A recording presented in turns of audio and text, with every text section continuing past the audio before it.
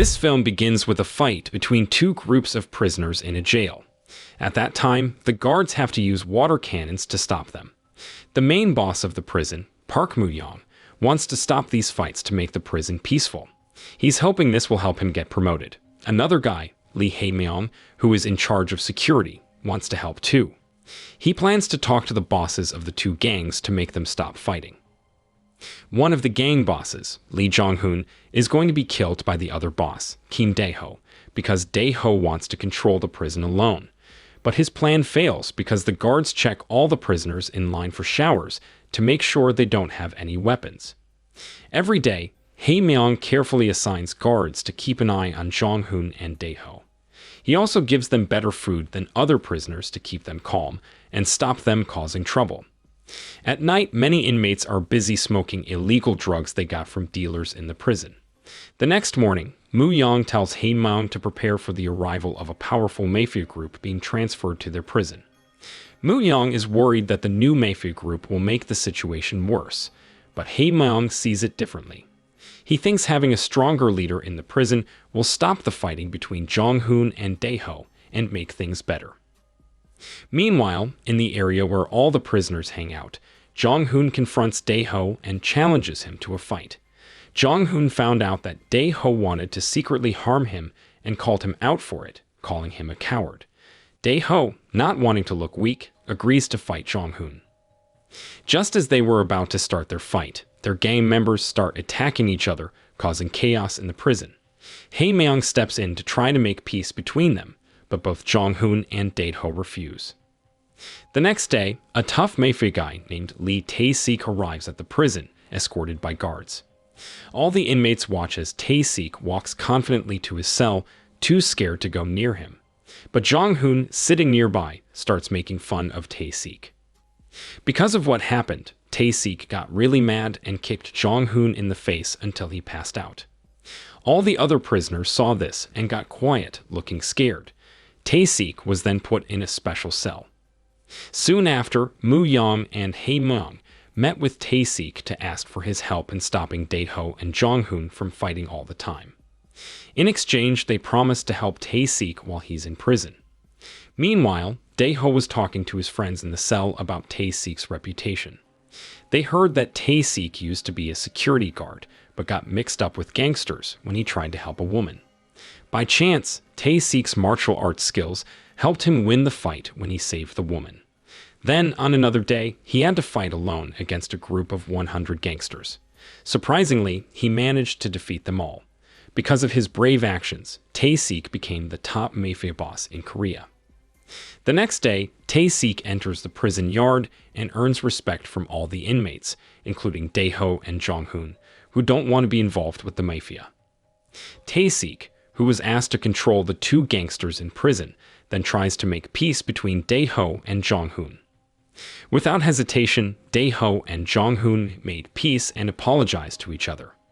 Moo-young, who watched from afar, felt relieved because he no longer had to deal with constant fights in the prison.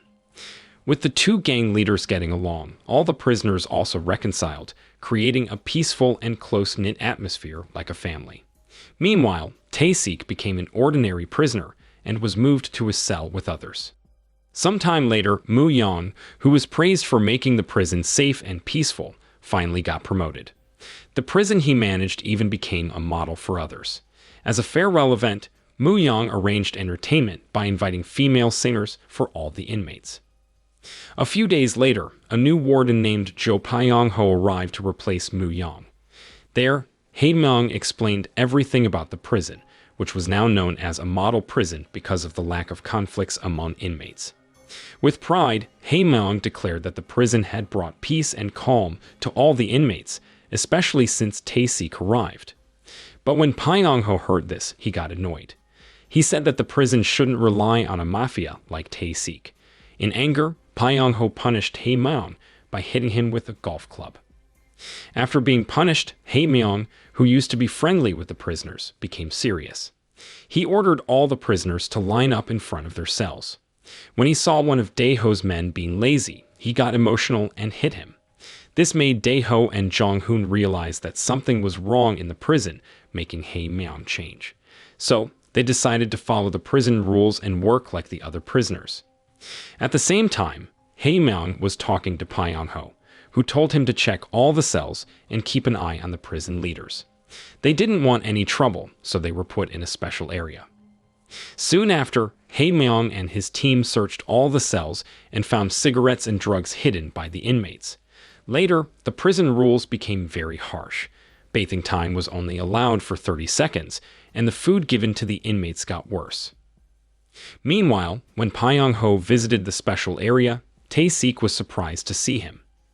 At that time, Tae-sik remembered a past incident where some young men were partying at a karaoke place with some girls. During the party, the group's leader, Jo Jung-ho, put illegal drugs into a drink and tried to make a girl named Ho-run drink it. But Ho-run, knowing what was in the drink, refused. At that time, Jung-ho got angry and hit Ho-run on the head until she bled. The pimp was shocked by Jung-ho's behavior and called the guards. Tae-sik, the owner of the karaoke place, also came into the room to see what was happening. He tried to calm Jung-ho down, but Jung-ho threatened him with a broken bottle.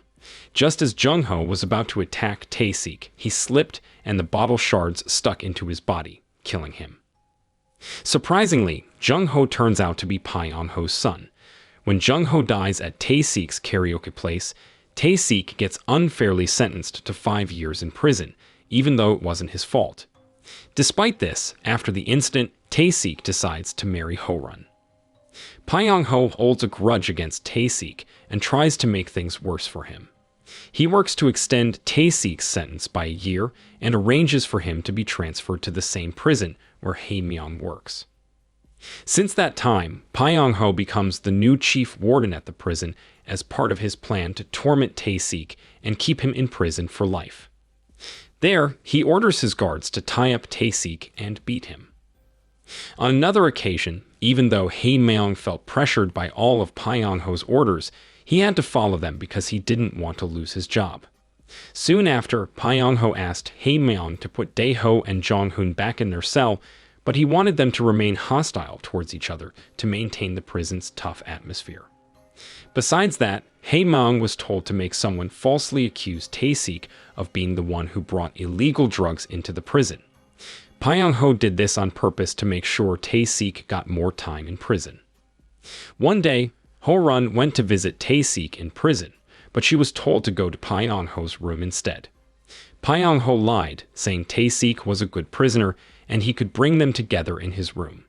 However, Ho-run, who didn't know much about prison, believed him and even drank the drink Pyong-ho gave her, not knowing it had sleeping pills. Soon after, she fell asleep because of the pills. Pyong-ho took advantage of this and harassed her, taking photos of her body until Tae-sik was brought in. When Tae-sik saw what was happening, he got angry, but he couldn't do anything because he was handcuffed. He even passed out after being beaten by Hae-myung on Pyong-ho's orders. Sometime later, Pyong-ho summoned Jong-hoon because he had a deal for him. If Jong-hoon agreed to take Ho-run hostage and capture Tae-sik if he tried to escape, Pyong-ho would release him. Hearing that, Jong-hoon agreed because he wanted to see his seriously ill mother.